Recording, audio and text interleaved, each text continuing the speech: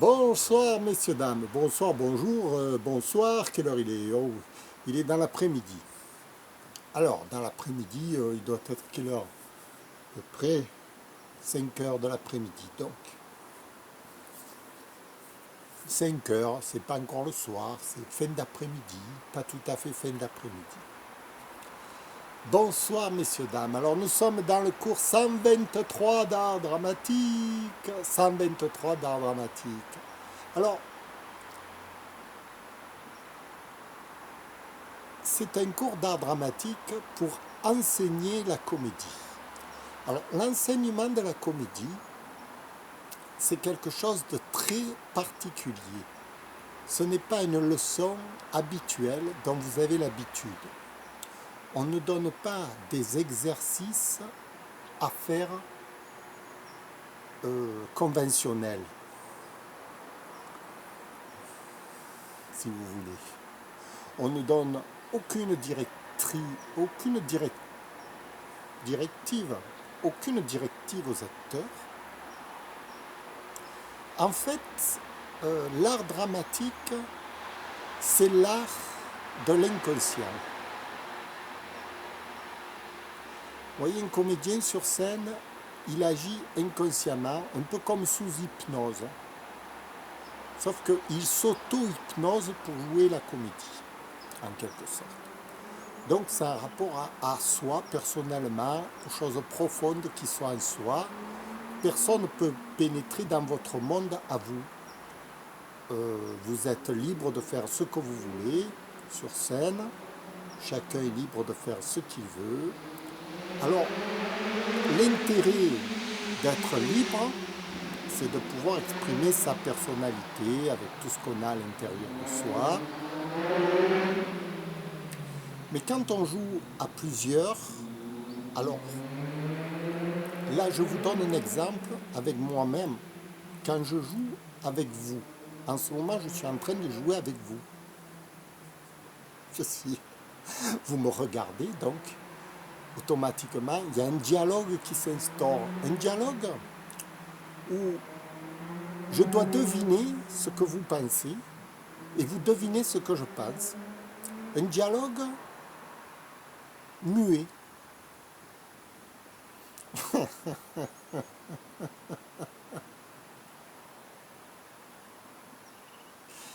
Et ça, c'est déjà de la comédie. Si par exemple, vous êtes capable de regarder un acteur sur scène, vous êtes en train de jouer vous-même la comédie avec lui, sans que vous ne le sachiez. C'est votre inconscient qui joue à votre place. Comme là, c'est mon inconscient qui joue à ma place. Moi, je ne suis pas conscient de ce que je suis en train de faire avec vous. C'est pour ça que je ne prépare pas mes cours, puisque de toute façon, je vais laisser mon inconscient agir. En fait, mes cours, je les ai préparés il y a longtemps. Il y a longtemps que je me suis entraîné à faire ces cours d'art dramatique, je vous l'ai expliqué. C'est à partir du moment où j'ai voulu être professeur d'art dramatique.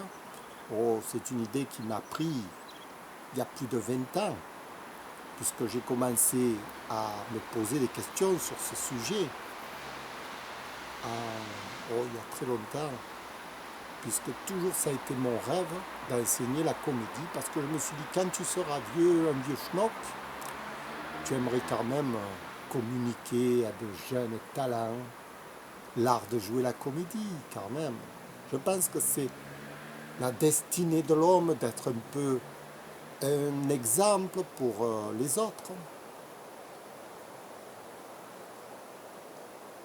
Bon, dans mon cas, ça l'est. Bon, allez, bon, peu importe. Même si je ne suis pas un exemple, arrêtez, arrêtez de m'embêter. J'ai bien mis le micro. Alors, qu'est-ce que j'étais en train de dire? Oui, oui, parce que le professeur d'art dramatique, on ne s'improvise pas comme ça du jour au lendemain professeur. C'est pas possible. On ne s'improvise pas du jour au lendemain un comédien. Ce n'est pas possible. Un comédien, le personnage doit se travailler. Je dois se travailler bien en amont. On doit se poser des tas de questions sur ce personnage. Sur le professeur d'art dramatique, mais je m'en pose tous les jours des questions depuis très longtemps. Qu'est-ce que je dois dire aux gens? Comment est-ce que je dois leur enseigner l'art dramatique? J'ai été voir d'autres professeurs d'art dramatique pour essayer d'étudier leur manière originale d'enseigner l'art dramatique. Je me suis documenté depuis une vingtaine d'années, disons. Et un jour, je me suis dit, ça y est, je suis prêt à passer devant la caméra. Alors je suis là devant vous. Et vous vous demandez, mais qui c'est ce pitre qui veut nous enseigner la comédie?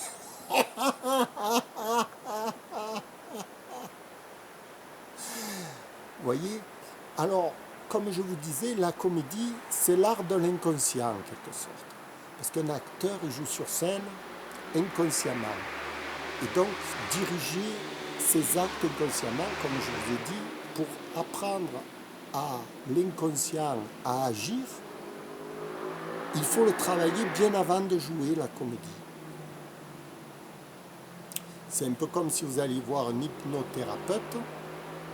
Il va vous apprendre à agir dans la vie de tous les jours selon votre propre volonté. Quelqu'un, par exemple, qui veut arrêter de fumer. Un exemple simple, concret, facile. Dans sa vie future, il ne veut plus fumer. Il veut se débarrasser de son paquet de cigarettes. Alors là, l'hypnothérapeute lui apprend à se débarrasser de ce paquet, bien avant qu'il s'en débarrasse. Et lorsque, d'après dans sa vie de tous les jours, il va voir un paquet de cigarettes, eh bien, il va s'en débarrasser. Parce qu'il aura appris à s'en débarrasser bien avant que le paquet arrive. Et là, c'est pareil. J'ai appris à jouer la comédie bien avant de venir jouer la comédie devant vous. Ce qui fait que quand je joue la comédie avec vous, je suis prêt. Je suis mûr, quoi. Je suis une poire mûre.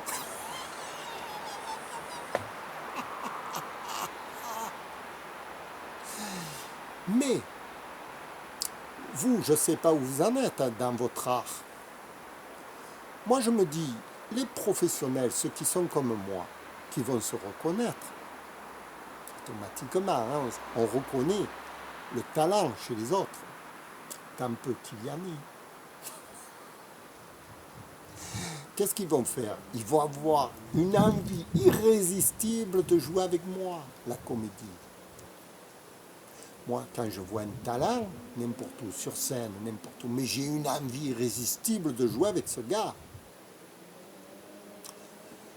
La seule chose qui me manque, c'est son téléphone, c'est son mail, c'est... Parce que je le bombarderai, le gars. Je lui demanderai. Bon, il se trouve que je connais personne. Hein. Non, parce que moi, je suis un reclus de la société. Hein. Je n'ai jamais fait partie des médias, du show business, tout ça.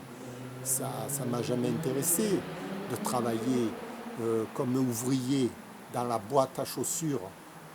Ça ne m'intéresse pas. Moi, ce qui m'intéresse, c'est de réaliser vraiment mon art à moi, que j'ai personnellement, sans obéir à personne. Vous voyez, je ne suis pas le pitre qui va obéir à un professeur, monsieur, ou à un dictateur, plutôt, un dictateur, qui va vous dire, monsieur, faites ci, faites ça. Ça, c'est le monde de la dictature. Alors, enseigner quelque chose en passant outre la dictature, c'est expliquer les mécanismes du fonctionnement de façon à ce que si on forme un mécanicien, on lui apprend comment la voiture fonctionne, de façon à ce que lorsqu'elle est en panne, il comprenne d'où provient la panne. Voilà. Et là, c'est exactement pareil. Un professeur d'art dramatique apprend à ses élèves comment la nature humaine fonctionne. C'est pour ça que je vous parle de l'inconscient, je vous parle qu'on a des voix dans la tête qui nous parlent. Alors, pour étudier correctement l'inconscient, évidemment, il faut faire de la psychanalyse, il faut étudier Carl Jung. Et puis, il ne faut pas se contenter d'étudier qu'un seul spécialiste. Il faut étudier tous les psychanalystes qui ont étudié l'esprit, comment l'esprit fonctionne, pour que vous acquériez toutes les bases du fonctionnement mental, de façon à ce qu'ensuite ce mental, vous pouvez vous en servir pour l'orienter dans la direction qui vous intéresse. Voilà. Voilà.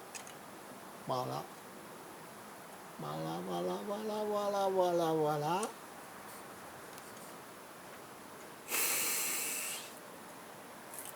Dans mon cas, j'ai orienté mon mental pour devenir comédien et pour pouvoir plus tard enseigner la comédie à des élèves. Voilà, maintenant je fais des films, voilà, je fais de la mise en scène. Ouais, pourquoi pas? Si un jour ça me rapporte des ronds.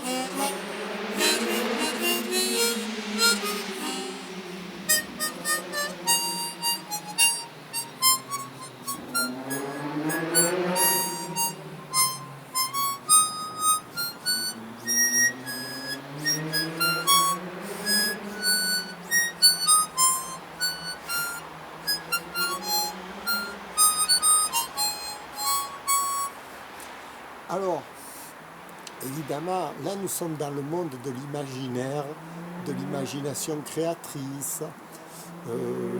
C'est pour ça qu'il faut faire très très attention à ne pas se perdre, avoir des bases précises, des bases solides. Alors moi, à mes élèves, je leur enseignerai le jeu d'échecs, hein, parce que le plateau d'échecs, c'est quelque chose de concret, de solide, de tangible, sur lequel on peut se référer. C'est le monde imaginaire rattaché à la vie réelle, concrètement, quoi. Il n'y a rien de mieux, j'ai rien trouvé de mieux, hein, on dit le théâtre des opérations. Sur un jeu d'échecs, c'est pareil, c'est le théâtre des opérations. Mais au moins, on les voit en réalité. Bon, enfin, ça demande beaucoup d'études. Hein? C'est pas quelque chose qu'on peut... Mais je vous en parle superficiellement pour que vous compreniez qu'il faut passer par des étapes, qu'il faut étudier beaucoup de choses avant de pouvoir se lancer dans l'imagination créatrice et pouvoir délirer comme ça devant une caméra. Hein? On ne fait pas ça. J'aurais pas pu le faire il y a seulement 5 ans. J'aurais pas pu. Peut-être oui, il y a 5 ans. Mais il y a 10 ans, j'aurais pas pu le faire. Hein, ça. Et encore moins quand j'ai débuté, quand j'étais... Moi, je vous parle, j'ai 30 ans d'expérience dans la comédie. J'ai 30 ans d'études dans la psychologie, tout ça. J'ai 30 ans d'études dans le jeu d'échecs. J'ai une expérience, même plus 40 ans dans le jeu d'échecs.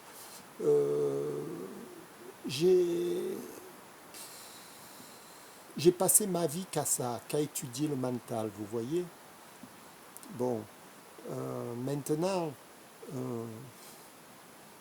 le rapport, maintenant je me frotte aux gens en quelque sorte avec la caméra, c'est ça, je touche le public si vous voulez, mais après tant d'études, je ne me suis jamais lancé comme ça, bêtement devant le public, c'est interdit de faire ça. Hein.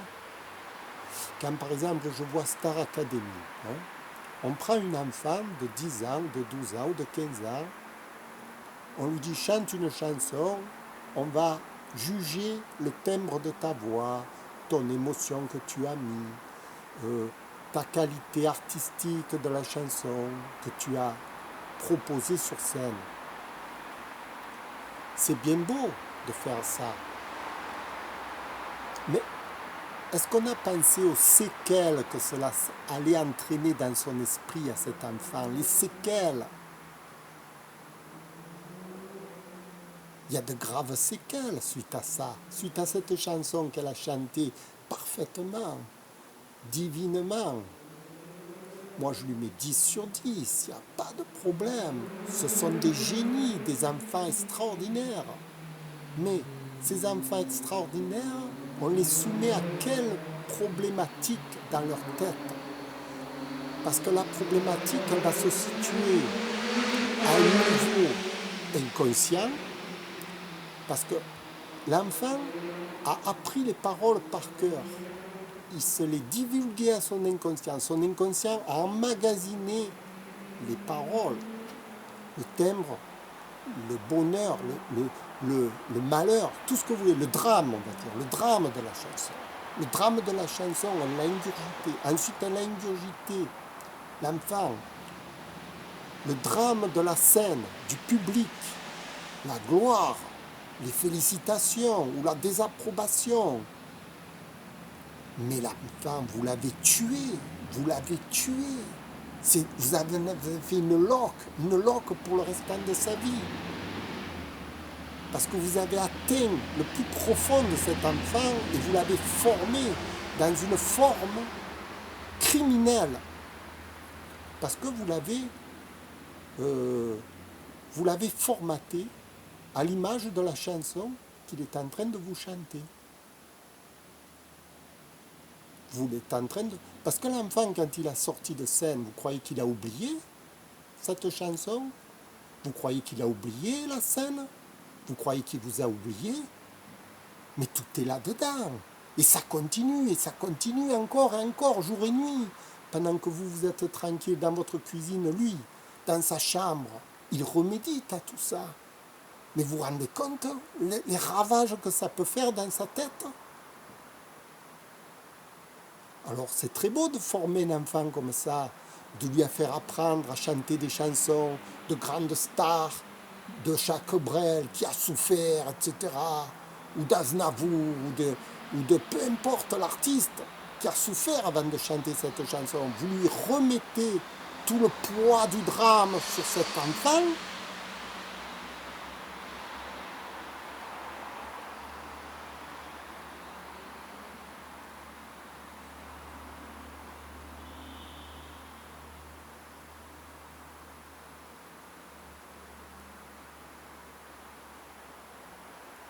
C'est horrible, horrible.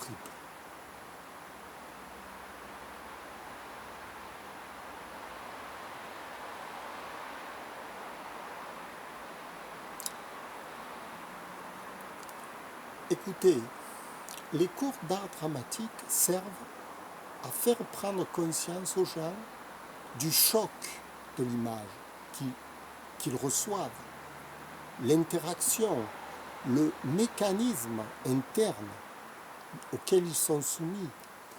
Toutes ces choses-là qu'on ne vous a jamais, qu'on ne vous dira jamais à la télévision.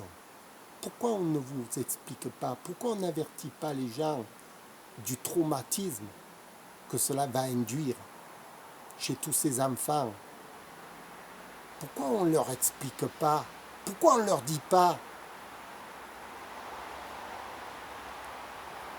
Pour en faire des esclaves. Non, il faut le dire réellement. La réalité, c'est ça. Ils veulent faire des artistes esclaves à leur solde.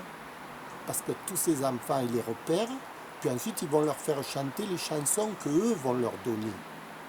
Pour que les enfants répètent les mots que les maîtres dictateurs souhaitent divulguer dans la foule, en faisant des gloires, en faisant des stars, pour donner aux enfants qui regardent cet enfant glorifié, pour donner envie de devenir comme lui, dans la même idéologie, d'obéir à la dictature des pouvoirs médiatiques, ce qui est une affreusité, une monstruosité totale, totale.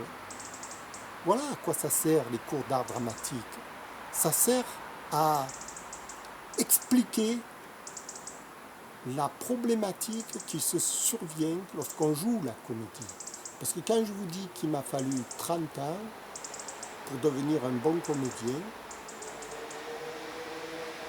en travaillant tous les jours, évidemment, en me consacrant qu'à ça. J'ai pas travaillé, moi, dans ma vie. J'ai jamais eu de salaire. J'ai jamais travaillé pour un patron.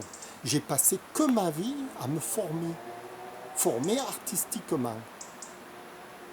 Donc, je sais de quoi je parle. Et quand je perçois les monstruosités qui se passent dans les médias, je suis révolté, évidemment.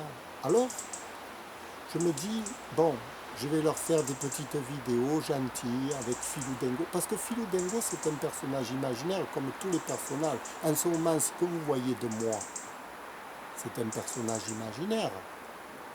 Hein? C'est Philou Dingo. Philou Dingo, il peut se tromper, il peut avoir raison. On s'en fiche. Ce qui compte, c'est que ça vous fasse réfléchir à vous. Si par exemple, je vous dis... ne faites pas ceci, vous n'avez pas besoin de me croire, mais vous pouvez y réfléchir. Voilà, c'est tout. Mais il faut vous faire réfléchir.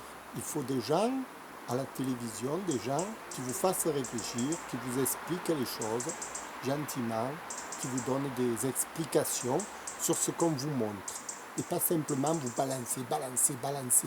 Et vous là qui regardez et puis qui prenez plein dans la figure, sans jamais rien comprendre. Voilà, écoutez, ce soir, j'ai poussé mon cri de gueule, comme d'habitude. Hein. Voilà, c'était le cours 123 d'art dramatique. Vous le savez, Philou Dingo n'est pas toujours gentil, peut être aussi méchant, parce que là, les enfants, j'admets pas qu'on les torture. J'admets pas de détruire les enfants. Pour moi, un enfant, c'est sacré. On ne doit pas y toucher. Voilà. Je vous remercie. Et réfléchissez-y, que ça, que vous essayez de comprendre. Merci, c'était le cours 123 d'art dramatique.